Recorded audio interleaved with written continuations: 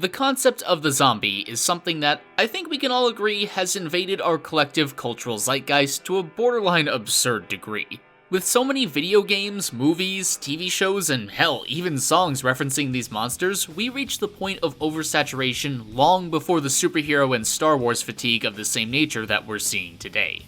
And perhaps some of that is due to zombies being the hottest new ghoul on the block, because the idea of the living dead is something that really only got a foothold in the West, at least as far as media is concerned, as recently as the 1920s, with the more stereotypical depiction we know today not arriving on the scene, or perhaps more appropriately, on the screen, until 1968 with George Romero's classic Night of the Living Dead. So you can start to see why vampires and werewolves could be considered old geezers compared to these go-getters. Damn millennial zombies, get out from under my lawn! Anywho, with a concept as saturated as this, audiences begin to want something different or new. Shambling corpses getting endlessly mowed down is only so entertaining, and with video games providing a much more visceral experience on that front, the ideas turned more to the zombies themselves. How could they be different? Make them faster like in 28 Days Later? Or just go full aneurysm and have them form a tidal wave? I still don't forgive you for butchering such excellent source material, World War Z. Other properties, though, decided to give autonomy back to these undead fiends. Movies like Warm Bodies and shows like iZombie explored the much more human side of these, well, former humans. This brings us to the present, and this season's Zombieland Saga. How does it fit into this continued story of walking corpses? Well, let's find out. Also, before we get too far into things, those of you that think this video is a little ill-timed now that we're in November, buzz off, okay? Zombieland Saga is still airing, and if Christmas music can start playing in October, then I can will on the spirit of Halloween a little into Turkey Month. So for those unfamiliar, this series is all about a ragtag bunch of girls who have been brought together after their untimely deaths for the purpose of forming an idol group to save Saga Prefecture in Japan.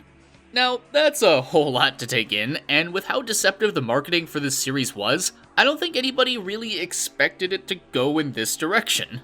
But as is often the case with this medium, the absurdity of the premise provides a great initial hook. Which is why, despite you knowing the setup now, I still recommend watching it. Because we're 6 episodes in at the time of recording this, and I still have no idea what the conclusion is gonna look like. And a large part of that is due to the fact that our main cast of characters are zombies. For the obvious reasons, sure, but it's not as if the series decided to drop that fact as soon as they became idols, as if to say the zombie angle was for no other reason than to get a diverse cast of quirky characters and have some, albeit absurd, justification.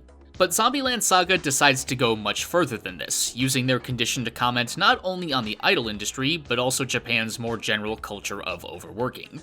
Which is not only appropriate, but in doing so, the series also calls back to the origins of what zombies originally were seen as. To fully explain this, we first need to step back and take a look at Haitian culture as it relates to the concept of the zombie. Because, as some of you might know, they weren't always these decaying, maggot-ridden corpses that are reminiscent of contemporary American politics. At first, zombies were a being that originated in the folklore of the Haitian voodoo religion. And just to get a few things straight, Haitian voodoo and what you might think of as, say, Louisiana voodoo basically have nothing to do with each other nowadays. So divorce your mind from that idea if possible, and keep heavy emphasis on that word folklore. I just don't want to promote the idea that zombie creation is or was a direct tenet of the voodoo religion. That'd kind of be equivalent to saying that vampire slaying is a hallmark of the Christian faith. Just because the myth might incorporate parts of the religion doesn't mean it's a part of it.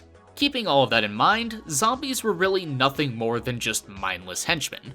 The way the lore goes is a voodoo priest known as a Bakor would be hired to turn someone, normally a person who's just causing too much of a disturbance for their family or community, into a zombie.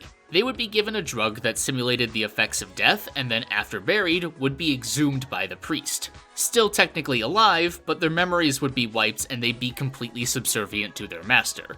Essentially a mindless slave. So you can kind of see some of the qualities that likely influenced the undead in George Romero's film, which have now become so synonymous with the term. It's so widely recognized, in fact, that the dog in Zombieland Saga is named Romero as an homage. But despite that being the noted inflection point for our modern obsession, zombies still did appear on the silver screen prior. The first feature film to showcase the monster was a 1932 movie titled White Zombie, which really sounds more like a drug or nickname for Mitch McConnell, but I digress. I bring this first film up for a few reasons. First, the main antagonist of the film is named Murder, so I just felt like I had to share that. And second, this film features zombies in their original incarnation, that of just mindless servants. In this instance, our very white voodoo priest, Mr. Murder, is using his zombies to run a sugarcane mill. Obvious racism aside, seeing the undead being used in this manner, we can turn our minds back to Zombieland Saga. The parallels are really interesting because they were brought back for a purpose and were originally mindless before waking up. Likewise, they're under the command of, or at very least serve, the eccentric and quite possibly magical or supernatural manager Tatsumi, who has been light on the details of their reanimation, to say the least. なんじゃい、お前ゾンビ映画見たことないんかい。あります、一応。あんな感じです。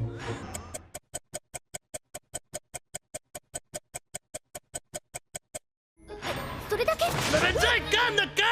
I don't know if we're gonna get answers on that front, but given how they've already pointed out that typically corpses in Japan are cremated, I wouldn't be surprised if there were some magic antics afoot. All this being said though, the girls of Zombieland Saga do, at least physically, tend more towards our modern interpretation of the monster. They did actually die at some point, and their limbs now have about as much cohesion as 40-year-old Lego bricks. So it's an interesting blend of the two imaginings. But what's perhaps most interesting is how our zombie cast actually breaks away from both to explore some relatively uncharted territory. Because in Waking Up, as the show calls it, they join the notably scarce ranks of undead ghouls with autonomy. As mentioned before, shows like iZombie and In the Flesh tackle this idea with some twists, and the movie Warm Bodies as well as anime Sankareya look at the love side of things. But that's pretty much it. In one way or another, they all revolve around the idea of reclaiming part of their humanity.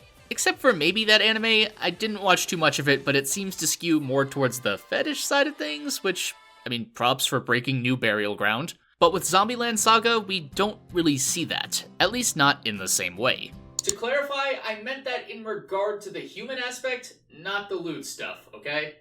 Because, at least with the way it's been presented, it doesn't seem like their lives ever really stopped for them. They are where they died, but so far that's been used primarily as a source of trauma. And incredibly warranted trauma at that. We're talking about the thing that literally killed you, after all. That in and of itself is an exploration I personally hadn't seen before, and it has successfully fueled some emotional moments.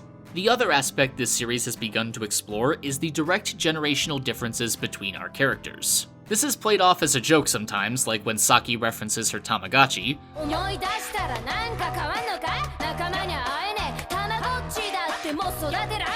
But it's also a lens through which we see the aforementioned critique of the idol industry. Junko and I representing two completely different ideas on this front. I personally don't know enough to really offer my own stance, but I love that this idea is out there now. It's something you typically only see in, say, time travel scenarios, but by having our central cast be locked into the present, yet still having that clear divide, it sets up a unique potential for discussion. It's not as simple as, say, not changing with the times, because for characters like Saki and Junko, literal decades have passed, and hell, for Yugiri it's been over a century. But it doesn't feel that way for them. So you can't blame any of these girls for still being tethered to their ways of thinking. It's something that the zombie scenario is uniquely able to take full advantage of, and I'm really interested to see what happens with it as the series continues. Especially since the developments I mentioned are fairly recent, and I suspect they'll continue with them and other concepts down the road. Speaking of the endgame, like I said at the outset, I don't really know what to say. The series has been nigh impossible to predict week to week, and that's part of the reason why I love it. I guess I'm mostly curious to see if there will be an epilogue of any kind?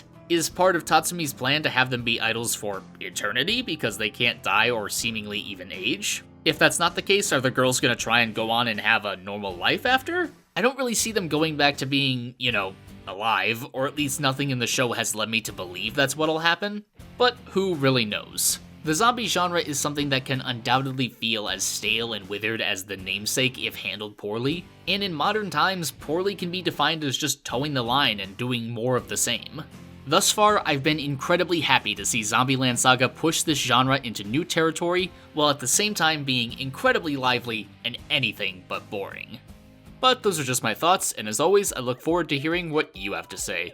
What do you think of the show? And what's your favorite zombie-related piece of media? Whatever your thoughts are, feel free to let me know down below. Thanks as always for watching, and an especially big thanks goes out to my awesome patrons, PenguinPandaZero, OverjoyedSoup, MVPino, James Morton, Mr. Idealist, Marbled Ranger, Spudge, Beorn, DMAYaichi, and everyone else whose support helps make videos like these possible. Links to that Patreon if you'd like to join that awesome group, my shirts, and everything else are either down below or on the screen right now. Leave a like if you enjoyed the video, click that bell icon to keep up to date, stay awesome, and I'll see you next time.